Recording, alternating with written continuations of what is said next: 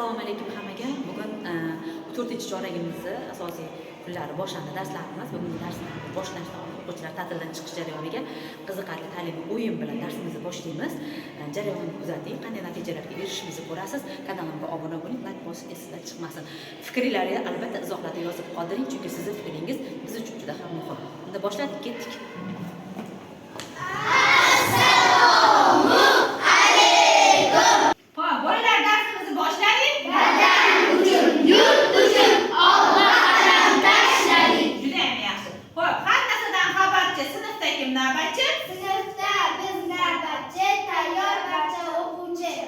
Hozirdan o'q sabog'ida nima berilgan deyapsizmi? Mavzularni mustahkamlash. O'tirgan mavzularni mustahkamlab olamiz. Barakalla o'tiramiz va darsimizni boshlashdan oldin sizlar bilan ajoyib bir ta'limiy o'yin o'tkazamiz. Diqqatingizni qaratasiz. Xo'p, demak ta'limiy o'yinimizni qoidalari shundan iboratki, demak hozir har bitta o'quvchiga biror bir fikr aytaman, biror bir so'z aytaman. O'sha so'zga siz 3 ta fikr, 3 ta ma'lumotni aytib ketishingiz kerak. Bir chekidan hammaga aytiladi. Aytgan o'quvchi o'tiradi darsga tayyor, aytolmagan o'quvchi demak darsga tayyor hisoblanmaydi.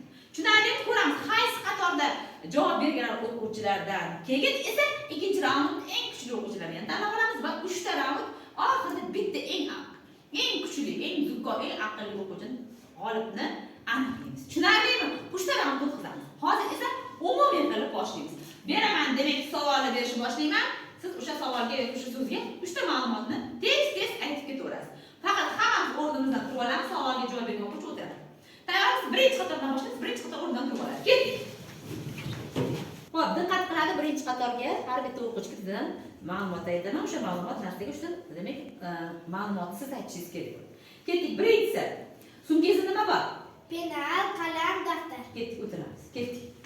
Faqat nom bilan yeyiladigan taomlardan ayting. Sho'rva, 1, masala, 2, 3. Demak, 300 ni ayta olmaysiz. 3 deganda nima 3 ta ma'lumot aytishingiz kerak. Shahzoda ketdik. Qopqog'i bor 3 narsani ayting. baklashka, 2, 3. Demak, 3 ta ayta olmaysiz. O'tira olmaysiz. Demak, anaqaga Kamronga keldik. Kamron, uchadigan 3 ta narsani ayt. varrak, qush, samolyot. Mana, barakalla, o'tir, yaxshi. Keyingisi Jahongir. Qishda kiyiladigan kiyim. Kiyiladigan kurtka, shapka, shal. Yaxshi, o'tir. Xo'p. Osmonda bor narsa 3 ta narsani ayt. Yulduz, oy, quyosh. Yaxshi, o'tir. Ko'k rangdagi 3 ta narsani ayt. Osmon, 1, 2, 3 ayta olmaysiz, o'tira olmaysiz. Keyingisi kartoshkadan tayyorlanadigan 3 ta narsa.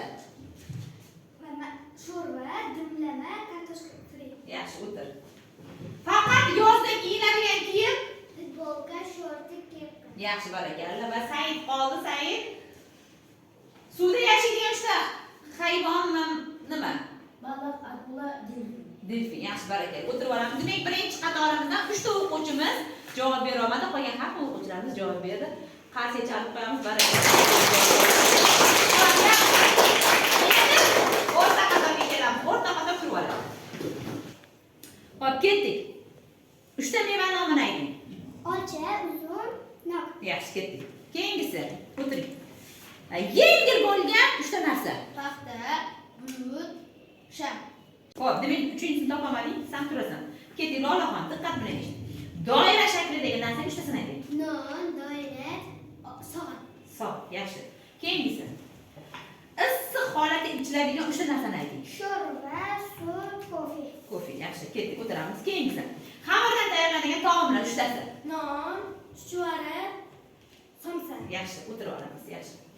Kichkina bo'lgan narsadan 3 tasini ayting. Qumzavachasi, 1, 2, 3. Ketdik. Demak, Otabek o'tamiz. Qushlarning nomi 3 ta qushni nomi. qaldirg'och, chumchuq, maymun. Yaxshi, o'tiravering. Polis ekin 3 ta. 1, 2, 3. O'tirmaymiz, demak javob bera olmaymiz. Qora rangdagi, Azizbek, qora rangdagi 3 ta narsa. Televizor.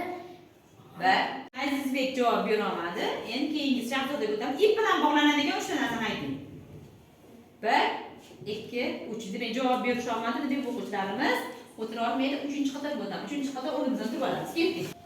Xo'p, 3-qatorga keldik. Ma'lumotni aytishga tayyormisiz? Boshladik. Birinchisi. Taqinchoq nomini ayting 3 ta. Uzrak, uzun, nimchoq. Yaxshi, o'tiring. Keyingisi, guruchdan tayyorlangan oshni taom ayting. Uni osh. Osh 1 2 3. 3gacha sanagancha chizgida o'tira olmaysiz, siz turasiz. Keyingi o'quvchimizga sport turini ayting 3 ta. Sport. 1 2 3. Ayta olmadingiz. Ketdi. Keyingisi 3 ta fan nomini ayting Farruh. Matematika, ona tili o'qish. Yaxshi, ketdik, o'tiramiz. Davlatlar nomini ayting 3 ta. Pokiston, Hindiston, Amerika. Barakalla, o'tiramiz. Keyingisi bahordagi 3 ta o'zgarish. Bahordagi ko'karadi, havo isiydi, Gulliydi. Gulliydi, barakalla, yaxshi. Keyingisi daraxtlar nomini ayting 3 ta. o'rik, shaftoli, olma. Yaxshi, oxirgisi tezda 3 ta sayyora nomini ayting. Yupiter, Yer, Mars. Mars, barakalla, o'tiramiz. Ana endi mana shu javob berib olgan o'quvchilarimiz ichidan 3 tadan eng kuchli o'quvchini tanlab olamiz. Qani ketdik. Sizlar o'tirib oling bo'ldi. Xo'p, mana endi qarang, diqqatingizni qaratasiz. Birinchi qatordan 3 ta eng kuchli o'quvchi, o'rta qatordan 3 ta eng kuchli o'quvchi va oxirgi qatordan eng kuchli javob bergan o'quvchilarni taklif qildik. Ikkinchi raundimizda endi esa o'quvchilarimizga so'zlar aytiladi. O'sha so'zni rus tilida aytib berish kerak bo'ladi. Demak, javoblar endi rus tilida bo'ladi. Tushunarlimi? Birinchi qatordan boshlaymiz. Diqqat bilan eshiting. Birinchisi Jahongir, kitob. Kitob. 1 2 3.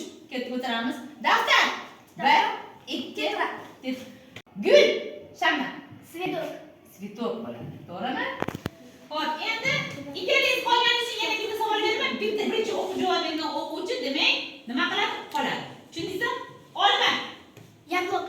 Demak, Shamdan qoladi, Muhammadxon o'tiradi. Yaxshi, endi o'rta qatorga keldik. Diqqatingizni qaratasiz. Daraxt. 1 2 3 o'tiramiz. Sizga keldik. Osmon. 1 2 3 o'tiramiz. Senga tuxum so'zi. Yaxshi, qolasan sen. Demak, 3 ta qatorga keldik. Xo'p, Nilufar, senga birinchi quyosh. 1 2 3 bilmaysan, o'tir. Quyosh so'zi nima deysiz? Sosa. Xo'p, keyingisi saniki esa qo'ng'iroq. 1 2 3 o'tiramiz. Demak, 3 ta o'quvchimiz qoldi. Zo'r. Xo'p, demak, 3 ta qatorda eng kuchli o'quvchilarimiz qoldi. Endi bularning ichida eng kuchligini aniqlash uchun 3-raund o'tkazamiz. 3-raundda esa o'quvchilarimizga ingliz tilida so'zlar aytamiz. O'sha so'zni siz ingliz tiliga tarjima qilib berishingiz kerak bo'ladi. Demak, hozir bir chekkadan boshlaymiz. Demak, qaysi o'quvchi bilmasa demak joyiga o'tiradi. Oxirida demak ikkita o'quvchi qolsa bitta savol berib, eng aniqni, eng zikkosini aniqlab oladi. Tushundingizmi? Hop, birinchisiga Shabnam, olma.